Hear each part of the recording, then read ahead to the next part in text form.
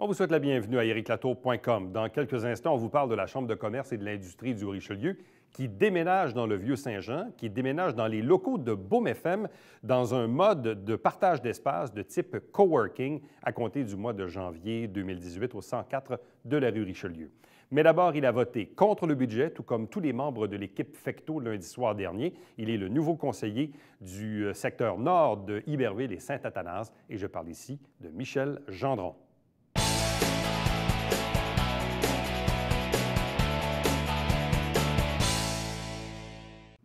Lundi soir, à l'Hôtel de Ville de Saint-Jean-sur-Richelieu, c'était l'adoption du budget 2018.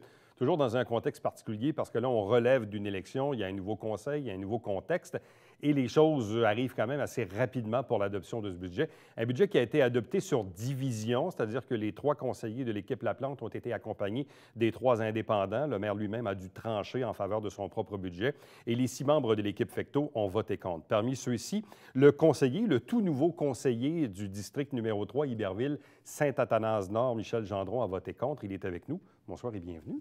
Bonsoir, Eric. Est-ce que c'est un baptême de feu? Parce que là, on en est rendu déjà à la 3e Assemblée publique depuis la sermentation. Et là arrive déjà le budget. Et puis déjà, on se doit évidemment de voter le budget. Vous avez voté contre. Pourquoi? C'est très simple, Eric. J'ai voté contre parce que quand je faisais mon porte-à-porte, dans mon secteur Saint-Athanas-Nord, il y a beaucoup de problèmes, entre autres dus à l'eau, les aqueducs. Tout le rajeunissement de fosse septiques pour certains, champs d'épuration pour d'autres, fait en sorte que, en résumé, les gens n'ont pas de service. Il faut comprendre que depuis la fusion en 2002, ces gens-là, leurs taxes de 2002 à 2011 ont triplé. Là, on a beau dire que les gens, oui, ont plus de services, oui, mais les gens, ils ne vont pas à l'aréna, puis ils ne vont pas à la bibliothèque. Ces gens-là ont quand même vu leurs taxes tripler. Pour un groupe de gens qui, par exemple, donnaient 1 000 $ de taxes à Saint-Athanas à l'époque, de voir que ça monte à 3 000 $ sans voir rien de plus, là. Les gens n'ont pas plus d'électricité, ils n'ont pas plus de lumière, ils n'ont pas plus d'eau, des aqueducs, ils n'ont rien. Pas de bordure, pas de trottoir, des fossés. C'est très frustrant pour ces gens-là de voir que le compte de taxes monte, et a monté à cette époque-là beaucoup, pour rien avoir de plus. Avec ce qui s'en venait, forcément avec le budget qui était présenté, c'était dur pour moi de voter pour parce que les gens ne veulent plus de hausse de taxes, ils veulent des services. Eux ont l'impression d'avoir payé pour tout le reste de la ville et qu'il ne se passe rien de notre côté de la rivière. Je ne pouvais pas les représenter autrement que ça. L'augmentation moyenne pour les 5 secteurs de la ville, c'est 2,1 quoique les fluctuations ne sont pas très grandes. Secteur Saint-Jean, 1,9 secteur Saint-Luc, 2,2 Iberville, 2 dans le cas de l'Acadie, 2,1 et dans le cas de Saint-Athanas, 2,2 d'augmentation, ce qui veut dire grosso modo que pour une maison de 284 000 $, c'est environ 60 $ de taxes de plus pour 2018. En même temps, le maire Laplante dit on n'a pas le choix, si on veut être responsable, on se doit de réinvestir dans l'entretien de nos infrastructures parce que même avec ce qu'on investit en ce moment et même avec l'ajout de la taxe spéciale, on n'arrive même pas à combler le montant que ça prendrait pour les entretenir et pour maintenir à flot nos infrastructures. Est-ce que ça, ce n'était pas un argument qui était suffisant pour dire oui, cette année, on va augmenter les taxes plus que l'IPC, véritablement, presque le double, mais en même temps, il faut investir dans nos infrastructures. Ce n'est pas un argument qui est valable? En fait, tous les arguments sont valables quand il vient le temps de penser à resurfacer les rues de la ville, parce que c'est criant dans tous les secteurs. Ouais. On ne parle pas juste de Saint-Athanas, on parle de partout. Mon problème, c'est d'aller chercher l'argent encore dans les poches des gens, parce qu'il y aurait eu moyen d'aller le chercher ailleurs, ce pourcent-là. D'ailleurs, la ville fait toujours des surplus. Il y a des années que la ville a fait jusqu'à 6 millions de surplus. OK? Cet argent-là est réinvesti la plupart du temps dans ça, sur le resurfaçage des rues. OK? Donc, il y avait moyen d'aller chercher 1 million là. De plus, il y a eu, sur la dernière règle de M. Fecteau, un compte d'ouvert pour les services à la population. Il y a 450 000, plus ou moins 450 000 qui dort là.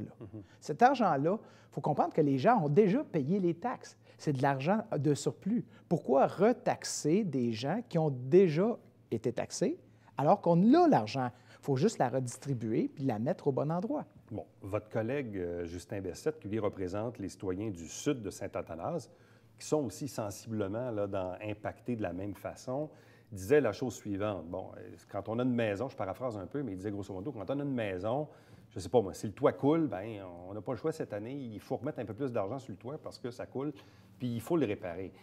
Parce qu'en même temps, Justin Bessette, bon, vous allez me dire, fait partie de l'équipe Laplante, donc il a appuyé le maire, évidemment, dans sa démarche budgétaire, mais a expliqué qu'il semblait, évidemment, pas heureux, mais confortable avec l'idée d'augmenter les taxes dans le but d'augmenter le budget d'entretien des infrastructures.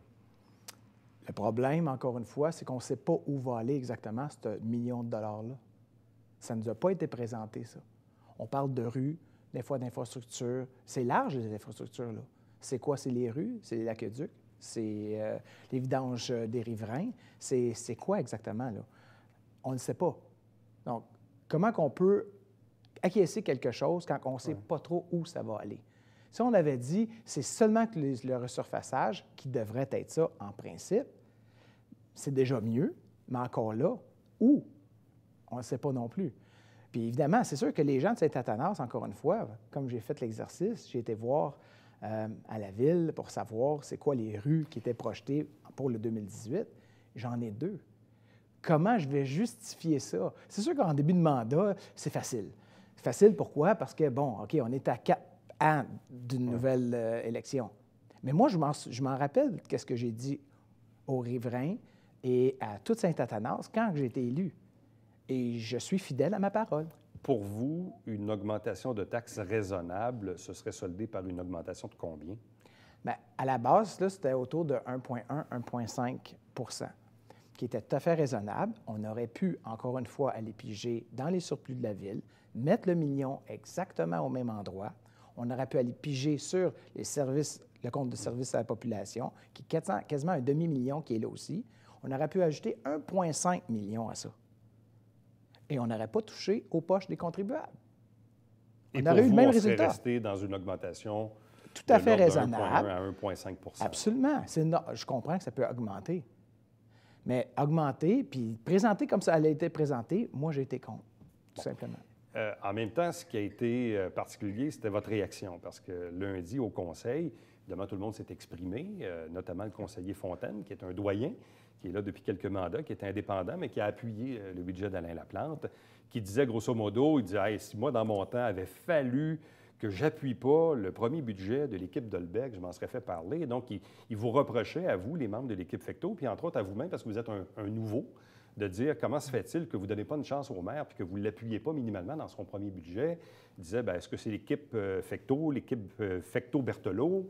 Puis là, Michel Gendron est un nouveau, puis il ne donne pas de chance au nouveau maire.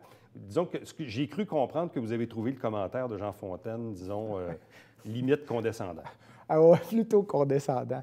Plutôt condescendant. Puis c'est pas des réactions de collègues, parce qu'on va travailler ensemble pour les 4 prochaines années. C'est pas une réaction de collègues qui devrait se faire. Jean, il y a quelque chose qu'il a oublié, c'est que oui, il a déjà été jeune, puis comme il dit, il a été jeune, puis il a fait ce genre d'erreur que moi, j'ai pu faire. On est ailleurs, là. On devrait plus parler comme qu'est-ce qu'on parlait il y a 15 ans, là, alors que Jean a pu rentrer. On est supposé être ailleurs. Mais qu'est-ce qui vous a choqué dans le commentaire de Jean Fontaine? En fait, c'est un peu de dire que c'est l'équipe Fecteau qui votait contre, alors que ce n'était pas ça du tout. Moi, ma réaction, là, a été, je n'ai pas eu besoin de personne pour accepter ou refuser l'augmentation. J'avais besoin de mes citoyens et de l'appui de mes citoyens par rapport à ça. Parce que j'en ai besoin d'asphalte, moi aussi, dans mon secteur-là. Il y a des rues ça fait 40 ans qui n'ont pas été qui n'ont pas été resurfacées.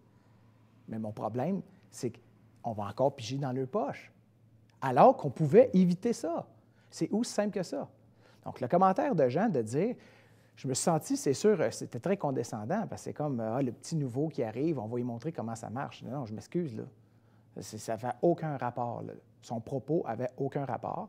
C'était un peu diminué, je me suis senti un petit peu diminué dans les propos, comme si je n'étais pas capable d'avoir une opinion puis d'avoir une position par moi-même. Alors, je voulais mettre ça au clair, et puis c'est ce que j'ai fait. Bon. Sur les 13 membres du conseil municipal, les 12 conseillers et le maire, il y a 3 nouveaux visages. Le maire lui-même, mais qui est un ancien conseiller.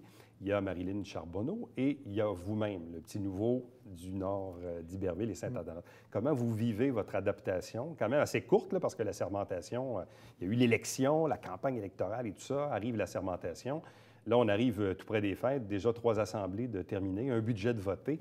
C'est quoi, en quelques secondes, l'appréciation que vous tracez de votre arrivée en politique municipale?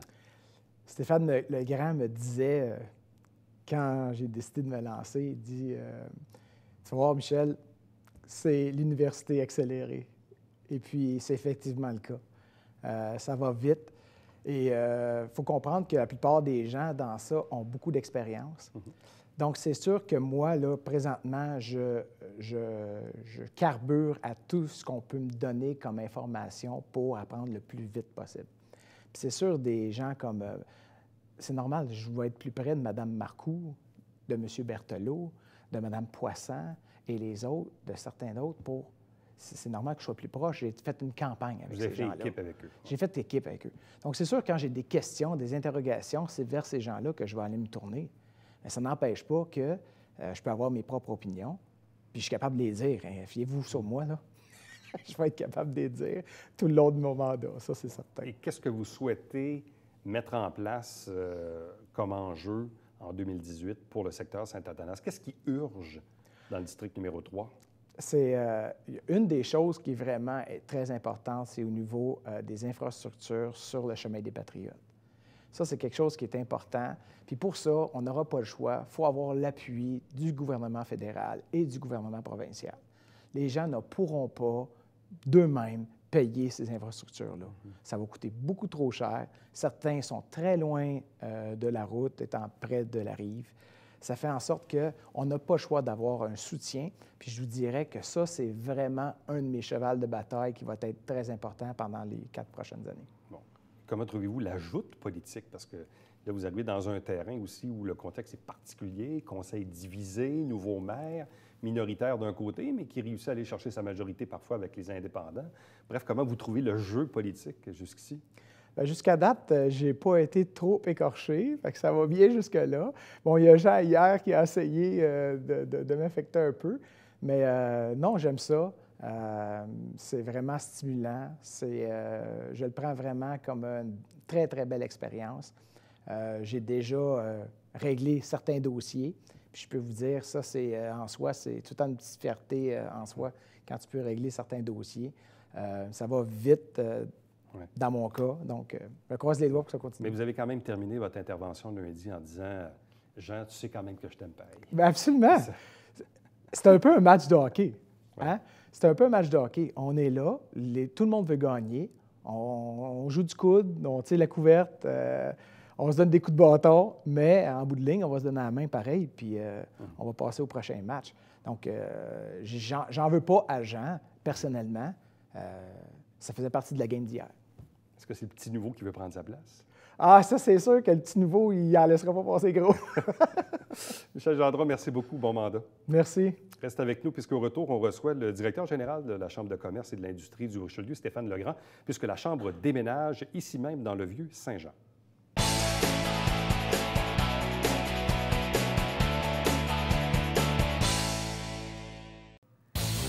Salut, ici Alexandre Baudouin. Et François Trépanier. François, cette semaine à Sport Express, on parle entre autres avec Philippe Lanier. Oui, de course à pied et avec le DG de la télé, Richard Esco. Voilà. Ah, ça va courir un peu. Ben, Ouais, pas trop vite avec pour Richard. la dernière. Soyez là.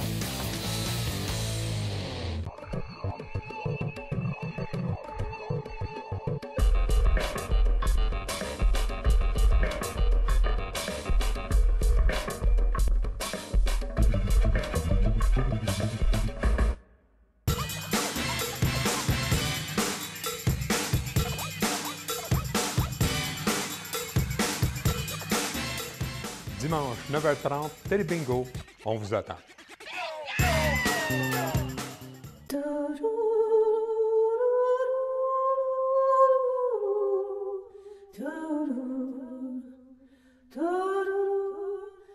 Coulisses Bêta, jeudi, 19h.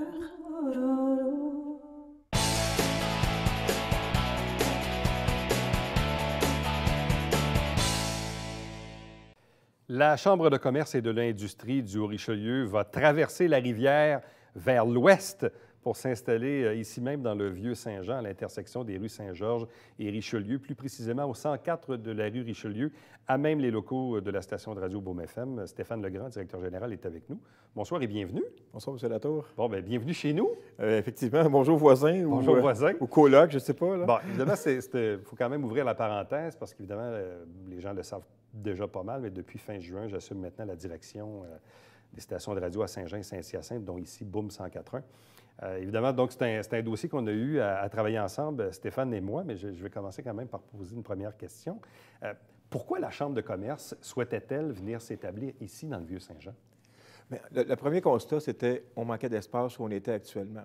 Évidemment, une Chambre de commerce, l'objectif, c'est il y a une réalité financière. Le but, c'est de donner le meilleur service à nos membres avec la même quantité d'argent. Donc, on regardait certaines opportunités. Dans le Vieux-Saint-Jean, c'était notre premier choix, mais aussi ailleurs, voir quels locaux pourraient convenir pour remplir les besoins que nous avions actuellement. Et on a eu une offre de Boom qui était, je pense, qui convenait parfaitement là, pour remplir le besoin qu'on souhaitait remplir. Donc, vous avez eu au fil des ans une augmentation du nombre de vos employés? Oui. Donc là, au total, vous êtes... On est 6 employés temps plein pour la Chambre de commerce. Et le bâtiment que vous occupez encore pour quelques jours, qui est le centre Ernest Huot, qui est à la sortie du Pont-Gouin, non loin des Glaces à Iberville, ça commençait à être serré? Nous avions 3 bureaux fermés, une réception, une salle de conférence. Donc, on avait déjà 2 employés qui travaillaient dans le même bureau. Puis là, depuis le retour de congé et de retour de maternité d'une employée, il y a quelqu'un qui travaille dans la salle de conférence, ce qui n'est vraiment pas optimal. Donc, il n'y avait pas d'espace pour bien travailler. Puis, c'était le moment de déménager. Là. Bon. Moi, j'ouvre la porte à mon tour parce que, bon, effectivement, depuis que j'assume la direction de la station de radio, un des constats que moi j'avais fait, évidemment, c'est qu'il y avait trop d'espace pour le nombre d'employés actuellement dans cette station de radio-là, principalement pour la portion de l'ancien Vanout que les gens connaissent bien.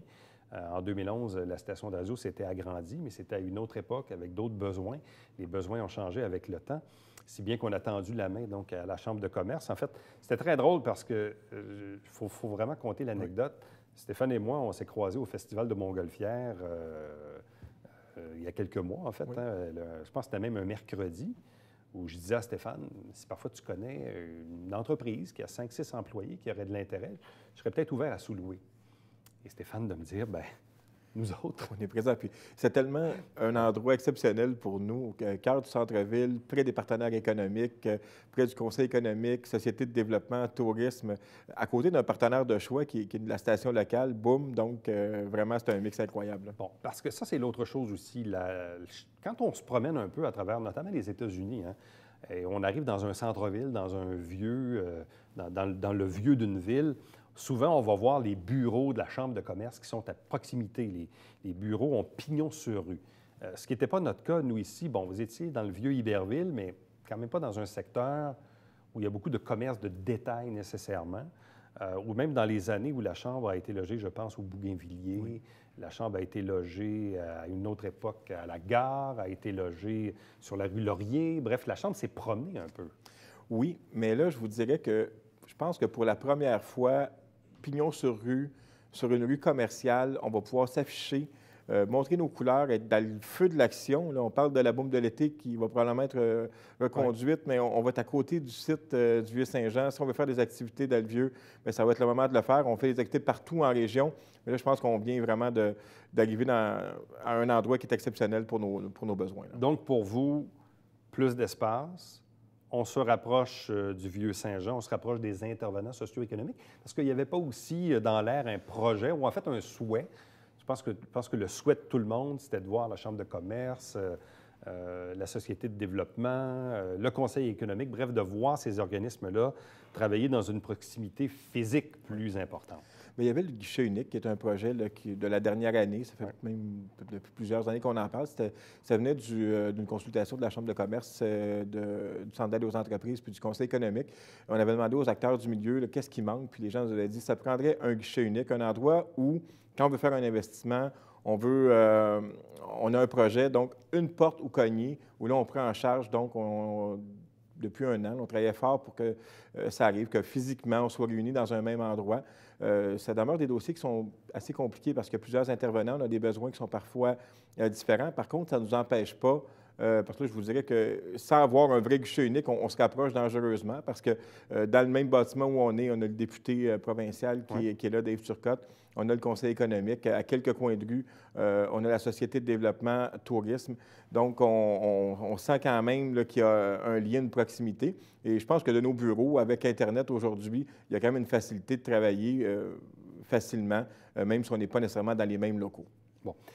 Aussi, il faut le dire, c'est un projet qui s'inscrit un peu dans cette espèce de mode de partage d'espace, de coworking, parce que, bon, d'une part, dans le cas de Boom FM, la salle de conférence, la cafétéria ou encore les salles de bain, donc les installations sanitaires, vont devenir des espaces partageables. Et ça aussi, c'est une autre façon de voir le travail. Mais je pense que c'est une belle façon pour les deux organisations d'économiser des sous parce que pour un organisme comme la Chambre de commerce, de payer une salle de conférence de 16 places, le pied carré qu'on utilise une fois par mois, pas nécessairement très stratégique. La façon qu'on va fonctionner, on va pouvoir l'utiliser pour nos besoins réciproques. Il n'y aura pas personne qui va se plier sur les pieds. On va économiser, on va donner un meilleur service. Puis l'argent qui va être gagné, je pense qu'on va pouvoir la dépenser à meilleur escient. Donc, je pense que c'est vraiment une bonne nouvelle pour tout le monde. Bon, c'est un dossier quand même qui peut paraître simple, dit comme ça, mais qui comporte son lot de complexité. Si on veut, c'est assez complexe. Bon, d'une part, évidemment, il fallait obtenir l'autorisation de Bell Media, ce qui est quand même une grosse entreprise avec des politiques et des paramètres de sécurité. D'autre part aussi, ça demandait une certaine collaboration de la part du propriétaire de l'immeuble, Place Héritage, Famille Paradis majoritairement, mais aussi de la Ville de Saint-Jean-sur-Richelieu. Tout à fait. Puis, merci à la Ville de Saint-Jean qui a su être à l'écoute des besoins de la Chambre de commerce.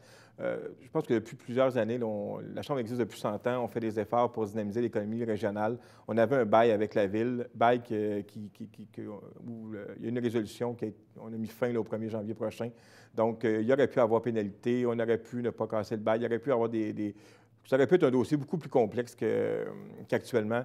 Le Conseil actuel a décidé de ne pas donner de pénalité. Donc, on remercie parce que nous, on va pouvoir s'épanouir davantage et donner encore un meilleur service et un support à la collectivité au niveau économique. Bon, et même chose, évidemment, du côté de la Famille Paradis qui possède majoritairement la Place Héritage, ici même dans le Vieux-Saint-Jean. Donc, là aussi, un merci pour offrir, évidemment, son consentement à ce projet-là. Un projet quand même intéressant, donc, de voir la Chambre de commerce maintenant venir s'établir dans le Vieux-Saint-Jean dans une formule de partage d'espace avec, oui, la station de radio Boom FM Montérégie 104,1. Et là, maintenant, qu'est-ce que ça implique pour les prochains jours? Parce que la Chambre, quand même, était installée à Iberville depuis quoi, 2011? 2011, donc évidemment, c'est beaucoup de boîtes. Par contre, je vous dirais que l'autre chance qu'on a, c'est que le bâtiment est actuellement meublé. Donc, nos bureaux vont être donnés au Centre d'aide aux entreprises pour faire profiter à des jeunes entrepreneurs dans l'avenir, des gens qui voudraient s'installer, qui n'ont pas nécessairement les moyens de partir leur installation. Donc, le Centre d'aide va récupérer une partie de nos bureaux. Le reste, l'ordinateur, boîte, ça va se faire dans les prochains jours. Et le 28 décembre sera la date du déménagement officiel où on va être officiellement colocataire. Et vous allez bien sûr donc être opérationnel dès le 3 janvier. Dès le 3 janvier, oui, être opérationnel. D'ailleurs, Éric, je tiens à te remercier parce que au mois d'août, on n'avait pas de projet et je peux vous dire que c'était vraiment exceptionnel la vitesse dans laquelle on a opéré. Puis avec un résultat comme ça, parce qu'il faut comprendre qu'on a des conseils d'administration, Bell, c'est une grosse machine, puis on est arrivé avec un résultat qui est plus que souhaitable et déjà, là, je pense qu'on serait prêt à aménager. Mais c'est probablement le plus bel exemple lorsque deux organisations ont des objectifs communs, une volonté aussi de faire les choses assez rapidement, mais correctement aussi, qu'on finit par arriver à des résultats dans des délais qui sont, ma foi, assez exceptionnels. Dans mon ancienne vie, on disait la volonté politique. Oui, c'est ça. Et là, je vous dirais qu'on a fait la preuve là, que c'est possible d'aller rapidement, même s'il y a des grandes organisations. Et là, évidemment, outre le déménagement donc, qui va se faire dans les prochains jours, Au retour des fêtes pour la Chambre de commerce, vous serez évidemment en préparation pour le gala. Oui. Vous avez déjà un peu annoncé quelques lignes. Oui, mais en fait, la première ligne, c'est la mise en candidature. On le sait, le gala, d'abord et avant tout, c'est une vitrine pour les gens qui ont des réussites, les entreprises qui performent. C'est des modèles actuellement. Donc, la période de mise en candidature est commencée. C'est une quinzaine de catégories là, dans lesquelles les gens vont pouvoir s'inscrire rapidement. La qualité du gala va dépendre de la qualité de nos candidats. Donc, on invite les gens là, de ne pas être gênés, de démontrer leur savoir-faire. Souvent, là, les gens d'affaires, on est timide un peu, on ne veut pas trop montrer la réussite. Je pense que c'est important de le faire. C'est important de démontrer qu'on a une région en santé. C'est important de démontrer le temps qu'on a mis, bien, qu'est-ce que ça a apporté. Donc, j'invite les gens à déposer là, en grand nombre. Et là, par la suite, on va procéder quoi à l'annonce de l'animation, la thématique? Oui, l'animation, déjà, on avait des brides qui avaient circulé, mais Mélanie Ménard devrait animer encore cette année le Gala de l'excellence pour une deuxième année. Donc, l'année dernière, je pense qu'on avait eu beaucoup de plaisir à l'avoir animé. On espère que ça va être la même chose cette année, mais il y aura des surprises. Au mois de janvier, on va vous arriver avec la thématique et la confirmation de l'animation. Moi, ce que j'ai beaucoup aimé de Mélanie Ménard l'an passé, c'est lorsqu'elle faisait l'acronyme de la CCIHR, qu'elle appelait si gentiment la CHRICH. La chire. La chire! La chire, oui. Moi, j'avais compris la CHRICH. Ça, on va y en parler, je pense. Là, Chiche, rire, oui, non, c'est ça. Oui, on a bien ri. Stéphane Legrand, merci beaucoup. Joyeux temps des fêtes. Merci, J'ai comme l'impression qu'on va se reparler, se recroiser dans les prochains jours. Je pense que oui. En jeans. Probablement. Avec des espadrilles, avec... le rouleau? Non, avec le rouleau, non, c'est déjà peinturé. Merci. C'est bon, merci. Reste avec nous au retour de la conclusion.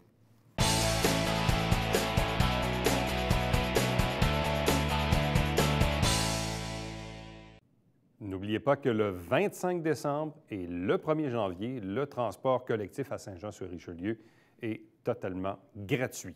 Donc, c'est fait à noter, mais vous pouvez également vous renseigner sur les changements d'horaire au cours de l'année 2018.